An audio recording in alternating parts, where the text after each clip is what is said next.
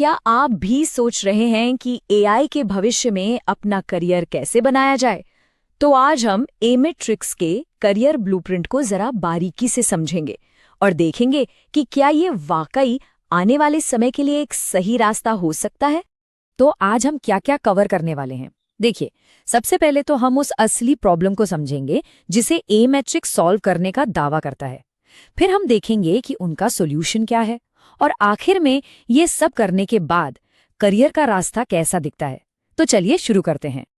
आजकल हर कोई AI skills की बात कर रहा है ना, लेकिन ए मैट्रिक्स का कहना है कि यहाँ एक बहुत बड़ा स्किल गैप है, एक ऐसी कमी जिसे ज्यादातर लोग देख ही नहीं पा रहे। चलिए समझते हैं कि उनका मतलब क्या है इससे। तो यहाँ जो मेन आइडिया है वो ये है, सिर्फ एआई टूल्स को इस्तेमाल करना मतलब चलाना सीख लेना ही काफी नहीं है। असली खेल तो उन सिस्टम्स को बनाने का है जिन पर बड़ी बड़ी कंपनियां चलती हैं, और बस यही वो फर्क है जिस पर ये पूरा का पूरा प्रोग्राम बना है। तो फिर सवाल ये उठता है कि इस स्किल गैप को भरा कैसे जाए। ए मैट्रिक्स के मुताबिक इसका जवाब दो बहुत ही पावरफुल स्किल्स के एक खास कॉम्बिनेशन में छिपा है। और ये लाइन जो स्क्रीन पर दिख रही है, ये असल में उनके पूरे आइडिया का सार है। उनका कहना है कि जेनरेटिव एआई और डेटाबेस अब अलग अलग चीजें नहीं हैं, ये एक साथ काम करते हैं, और असली पावर तभी आती है जब किसी को ये दोनों चीजें आती हों। अच्छा, तो एक असली एआई सिस्टम बनाने के लिए चाहिए क्या-क्या? इस ब्लूप्रिंट के हिसाब से ये 5 चीजें सबसे जरूरी हैं। पहला, डेटा। दूसरा, उसे रखने के लिए डेटाबेस। तीसरा, उसे फटाफट ढूंढने के लिए एक रिट्रीवल सिस्टम। चौथा, सोचने समझने वाला एआई मॉडल। और पांचवा, इन सबको अपने आप चलाने के लिए ऑटोमेशन पाइपलाइंस। ठीक है, सुनने में तो ये सब बड़ा कॉम्प्लेक्स लगता है, तो असल में ये सब सीखना होता कैसा है? चलिए अब सीधे इस प्रोग्राम के करिकुलम के अंदर झांकते हैं और देखते हैं कि इसमें क्या क्या सिखाया जाता है। करिकुलम का जो पहला आधा हिस्सा है वो पूरा का पूरा जनरेटिव एआई के बारे में है। मतलब बिल्कुल बेसिक से शुरू करके रैग जैसे काफी एडवांस टॉपिक्स तक पहुंचाया जाता है। अब ये रैग क्या है? सोचिए, ये एआई को बाहरी दुनिया से जानकारी ढूंढकर अपने जवाबों को और भी स्मार्ट और सटीक बनाने की ताकत देता है। और फिर आता है दूसरा हिस्सा जो पूरा का पूरा डेटाबेस पर फोकस्ड है। यहाँ सिर्फ डेटा को मैनेज करना नहीं सिखाया जाता, बल्कि उस डेटा से काम की जानकारी कैसे निकालें और पूरे प्रोसेस को ऑटोमेट करने के लिए एआई का इस्तेमाल कैसे करें, ये सब सिखाया जाता है। और प्रोग्राम के आखिर में जो कुछ भी सीखा है उसे एक कैपस्टोन प्रोजेक्ट में इस्तेमाल करना होता है। ये बिल्कुल एक असली दुनिया की प्रॉब्लम की तरह होता है, जहां स्क्रैच से यानी बिल्कुल शुरू से एक पूरा एआई पावर्ड एप्लीकेशन बनाना पड़ता है। ये एक तरह से असली जॉब का एक्सपीरियंस देता है। अच्छा, अब जरा टेक्निकल बातों से हटकर बात करते हैं। इस प्रोग्राम का जो पेमेंट स्ट्रक्चर है वो काफी यूनिक है। चलिए देखते हैं कि ये कैसे काम करता है और इसके पीछे की वजह क्या है। तो सबसे पहले इस पूरे प्रोग्राम की कॉस्ट कितनी है? टोटल फीस है 35,000 रुपए।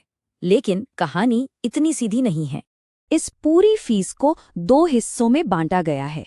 पहला हिस्सा यानी 18,000 रुपए एनरोलमेंट और सिस्टम एक्सेस के लिए है, और दूसरा हिस्सा यानी 17,000 रुपए बाद में सर्टिफिकेशन और दूसरी प्रोफेशनल सर्विसेज के लिए देना होता है।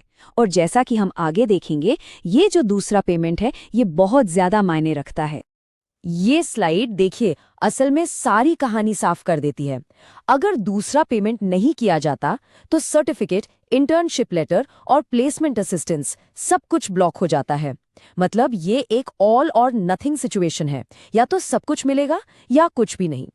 तो सवाल उठता है कि वो ऐसा करते क्यों हैं? उनका तर्क ये है कि इससे ये पक्का हो जाता है कि सिर्फ सीरियस स्टूडेंट्स ही प्रोग्राम को पूरा करें, और इससे हायरिंग कंपनियों के साथ उनकी जो क्रेडिबिलिटी है, जो साख है, वो बनी रहती है। तो चलिए अब मुद्दे की बात पर आते हैं। आखिर में ये सब किसके लिए है? इस पूरे ब्लूप्रिंट को कंप्लीट करने के बाद किस तरह के करियर की उम्मीद की जा सकती है? जैसा कि यहाँ देख सकते हैं, ये प्रोग्राम कई तरह के रोल्स के लिए तैयार करता है। एक तरफ जेनरेटिव एआई इंजीनियर है, तो दूसरी तरफ एआई एनालिस्ट भी। ये असल में एआई और डेटा के बीच की जो खाई है उसे भरने का काम करता है। और इन रोल्स की डिमांड है कहाँ? इस चार्ट को देखें तो साफ है कि आईटी सर्विसेज और एआई स्टार्टअप्स में सबसे ज्यादा नौकरियां हैं। इसके बाद SaaS यानी सॉफ्टवेयर एज अ सर्विस कंपनियां आती हैं। एक और जरूरी बात, ये प्रोग्राम सिर्फ पहली जॉब दिलाने के लिए नहीं है। इसका मकसद एक लंबे करियर के लिए एक सॉलिड फाउंडेशन तैयार करना है। आइडिया ये है कि इससे करियर में तेजी से ग्रोथ मिलेगी, मार्केट में वैल्यू बढ़ेगी और आखिर में ग्लोबल लेवल पर भी मौके मिलेंगे। और ये उनके पूरे मिशन को एक लाइन में बता देती है।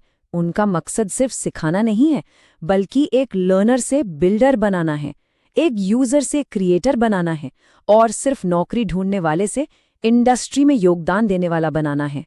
तो ये सब हमें एक आखिरी और बहुत ज़रूरी सवाल पर लाकर छोड़ता है, क्या जनरेटिव एआई और डेटाबेस का ये कॉम्बिनेशन ही टेक करियर का नया ब्लूप्रिंट है?